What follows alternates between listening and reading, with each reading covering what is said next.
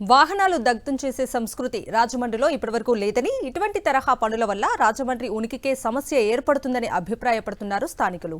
TDP ప్రభుత్వం వచ్చిన తర్వాత ఈ తరహా సంఘటనలు పెరిగిపోవడం ఆందోళన కలిగిస్తుంది అంటున్నారు. గుర్తు తెలియని దుండగులు చేసిన దాడిలో దగ్ధమైన వాహనాన్ని క్లూస్ టీం పరిశీలిస్తోంది. నిందితులను త్వరితగతిన పట్టుకోవడంతో పాటు కఠినంగా శిక్షించాలని స్థానికులు కోరుతున్నారు. దీనిపై మరింత సమాచారం రాజమండ్రి నుంచి మా ప్రతినిధి హరీష్ అందిస్తారు. ప్రశాంతంగా ఉన్న రాజమండ్రిలో అశాంతి చెలరేగుతుంది. నిన్న రాత్రి రాజమండ్రి మాజీ ఎంపీ మార్గాని భరతరామకు సంబంధించిన వాహనాన్ని, చైతన్య రథాన్ని గుర్తు తెలియని దొండగులు దగ్ధం చేశారు. ఈ సంఘటన రాజమండ్రిలోనే కాదు, తూర్పుగోదావరి జిల్లాలోనే కలకలం రేపుతోంది. ఎందుకంటే పార్క్ చేసిన వాహనాన్ని ఆయన ఎస్టేట్ ఏదైతే ఆయన కార్యాలయ పరిధి ఉందో అక్కడికి వచ్చి దగ్ధం చేశారు. ఈ వాహనం పూర్తిగా దగ్ధం అయిపోయింది. మొన్న ఎన్నికల్లో దీన్ని విస్తృతంగా వినియోగించారు. చైతన్య రథాన్ని ఎన్నికలు వినియోగించిన తర్వాత దాన్ని ఇక్కడ పార్క్ చేయడం జరిగింది. దీనికి అనుబంధంగానే ఒక కార్యాలయం కూడా ఉంది. ఒక్కసారిగా నిన్న రాత్రి దుండగులు చేసిన పనికి పూర్తిగా ఈ వాహనం దగ్ధం అయిపోవడంతో పాటు మంటలు పెద్ద ఎత్తున చెలరేగాయి. దాంతో ఈ సమీపంలో పక్కనే ఉన్న తాత్కాలిక భవనం అయినా సరే మొత్తం కరెంట్ విద్యుత్ వైర్లు అన్నీ కూడా ఇక్కడే ఉన్నాయి. ఇది అంటుకుపోయే ప్రమాదం ఉందని కూడా భరతరామ్ చెప్పారు. నిన్న ఈ వాహనాన్ని పరిశీలించిన తర్వాత పూర్తిగా 2 రోజుల వర్షం పడడంతో పైనంత తడిగా ఉండటం వల్ల మంటలు పూర్తి స్థాయిలో వ్యాప్తి చెందలేదు. కానీ లేదంటే పూర్తిగా వాహనంతో పాటు పక్కన ఉన్న కార్యాలయం కూడా దగ్ధమయ్యే పరిస్థితి కనిపించేదని ఆందోళన వ్యక్తం చేశారు. అసలు ఈ సంస్కృతి అయితే రాజమండ్రిలో ఇంతవరకు లేదు. కానీ ఇటువంటి పనులు రాజకీయంగా కక్షపూరితంగానే ఇప్పటి వరకు లేని సంస్కృతి రాజమండ్రిలో ఇప్పుడు కనిపిస్తుంది. ఎలా చూడొచ్చు?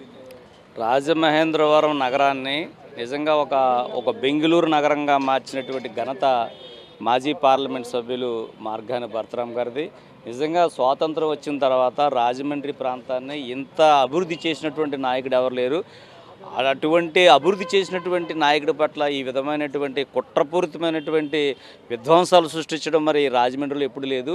రాజమహేంద్రవరం అంటేనే ఈ ఆంధ్రప్రదేశ్ రాష్ట్రానికి సాంస్కృతిక నగరము. ఇలాంటి నగరంలో ప్రశాంతమైనటువంటి ఇటువంటి నగరంలో ఇటువంటి విధ్వంసాలు మరి ఇంతకుముందు మనం చూసాము. మరి రోజు రాజమండ్రి మోరంపూడి జంక్షన్లో మరి ఎవరు చేయనటువంటి ఒక ఘనకార్యం అంటే ఫ్లైఓవర్ బ్రిడ్జి నిర్మించినటువంటి మార్గాని భరతరామ్ గారికి సంబంధించినటువంటి శిలాఫలకాన్ని ధ్వంసం చేయడం. మరి ఈరోజు నిన్న రాత్రి 10:30-11 గంటల ప్రాంతంలోనే కొంతమంది పచ్చమూకలో తెలుగుదేశం సంబంధించినటువంటి కొంతమంది రౌడీ షీటర్లో బయలుదేరి ఈరోజు మార్గాని భరతరామ్ గారికి సంబంధించినటువంటి ప్రచార రథాన్ని మరి ఏ విధంగా ధ్వంసం చేశారో మనం అందరం చూస్తూ ఉన్నాము. ఆ విధమైనటువంటి మరి పరిస్థితి మంచిది కాదని తెలియజేస్తా ఉన్నాం.